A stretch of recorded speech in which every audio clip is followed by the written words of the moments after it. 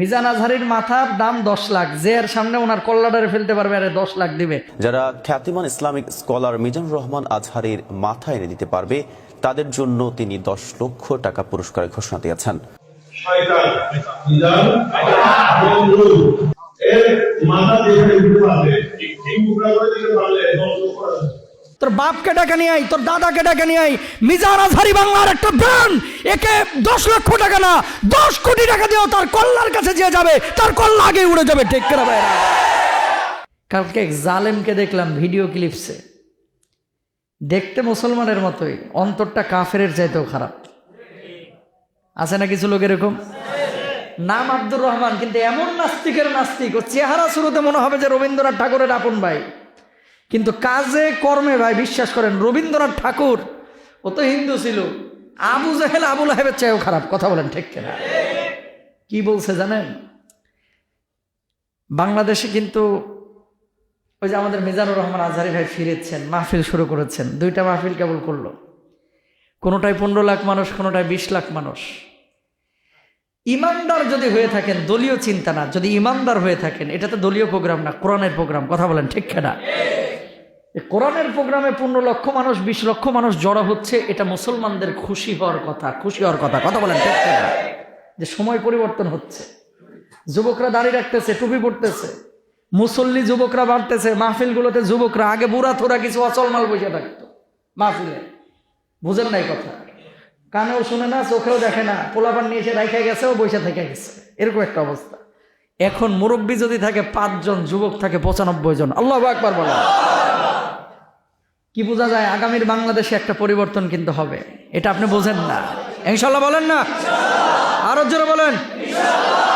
জমিনে দিন কায়েম হইলে, ইসলাম কায়েম হলে, আল্লাহর আইন বাস্তবায়ন হলে লাভ আপনারই না আমারই না, হিন্দুর লাভ, খ্রিস্টানের লাভ, মুসলমানের লাভ, বাপের লাভ, মায়ের লাভ, ছেলের লাভ, দাদা দাদির লাভ, সমস্ত মানুষের লাভ। চুরি ডাকাতি থাকবে না, জেনা ব্যভিচার থাকবে না, সব মানুষ আরামে থাকবে। ঠিক কিনা ভাইরা? আবার যুবকদের ভিতরে একটা পরিবর্তন হচ্ছে, কিছু মাজার পূজারি সিন্নি খোরদের ঘুম হারাম হয়ে গেছে। ঘোষণা দিচ্ছে মিজান আজহারীর মাথার দাম 10 লাখ, যে এর সামনে ওনার কল্লাডারে ফেলতে পারবে আরে 10 লাখ দিবে। নামাজুবিল্লাহ বাড়িতে যায় বলেন। ব্যক্তি মিজান আজহারীকে নিয়ে আমি কথা বলতে চাচ্ছিলাম না, কিন্তু কেন বললাম এই কথাটা? জালেমদের মুখটাকে খুলে দেওয়ার জন্য। কথা বলেন না কেন?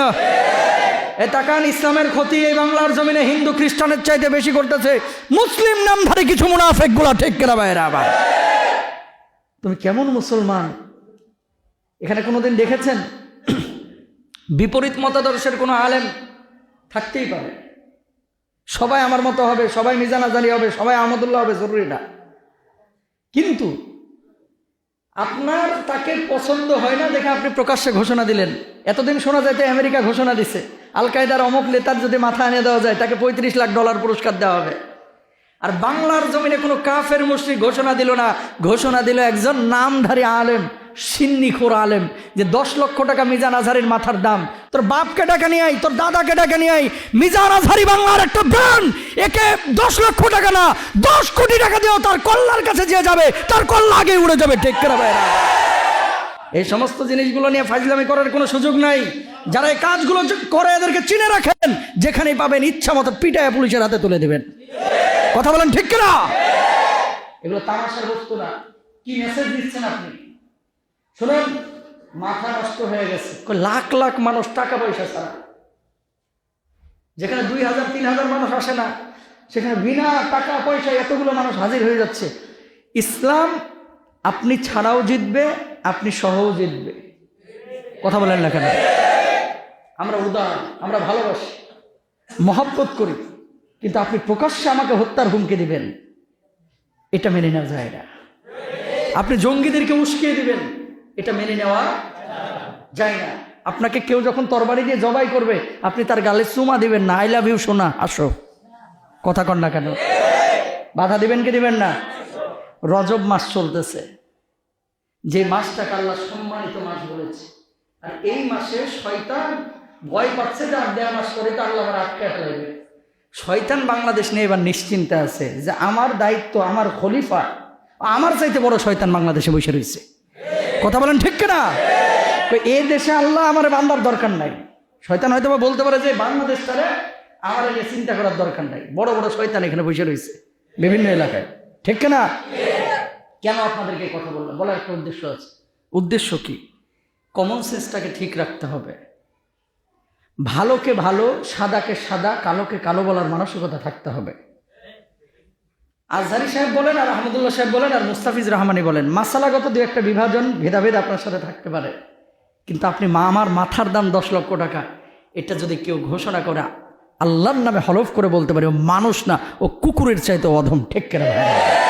কখনো না। আপনার ছেলেটা মাহফিলে গেলে আপনি নিশ্চিন্তে থাকেন, ছেলেটা যদি 2টা আমল করে, যে ছেলেটা নামাজ পড়ে, যে ছেলেটা মাহফিলে যায়, যে ছেলেটা কোরআনের দার্সে বসে, ও কখনো মদখোর হবে না।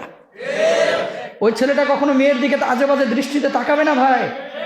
তা আপনার ছেলে মসজিদে আসলে আপনার খুশি হওয়ার কথা, আপনার ছেলে মাহফিলে গেলে খুশি হওয়ার কথা যে আমার ছেলে গান বাজনার অনুষ্ঠানে যায় না, আল্লাহ আল্লাহ হইতে গিয়েছে, ঠিক না? হাজারো যুবকের আইডল পৃথিবীর বুকে, কেন গোটা বাংলার বুকে, বিনা টাকায় কোনো পরিশ্রমে শুধুমাত্র পোস্টার আর ফেসবুকে প্রচার করে 20 লক্ষ মানুষ একত্রিত করা, এটা বিরল ঘটনা। কথা বলেন, ঠিক কেন? তো এটা কি মানুষ এমনি এমনি হয়েছে না? আল্লাহ রাব্বুল আলামিন মানুষের কলিজার মধ্যে সেই ভালোবাসা ঢুকিয়ে দিয়েছে। আলহামদুলিল্লাহ বলেন না? এদেশে জ্ঞানীদেরকে গুণীদেরকে কদর করা হয় না, এই জন্য তো জাতীয় খেলা হাডুডু, খালি পেছন থেকে টাইনে ধর, কারে ফেলানো যায়, ঠিক না? এলাকার মধ্যে যারা জ্ঞানী গুণী এদেরকে সাপোর্ট দিবেন, ভালো কাজ কেউ করলে তাকে সাপোর্ট দেন, এটাও কিন্তু রজবের একটা শিক্ষা। ভালোকে ভালো বলা, খারাপকে খারাপ বলা, কালোকে বর্জন করেন, মানে যেটা খারাপ, যেটা ভালো আশপাশের মানুষ যার ছেলেই করুক তাকে সাপোর্ট দেন, ইনশাল্লাহ বলেন।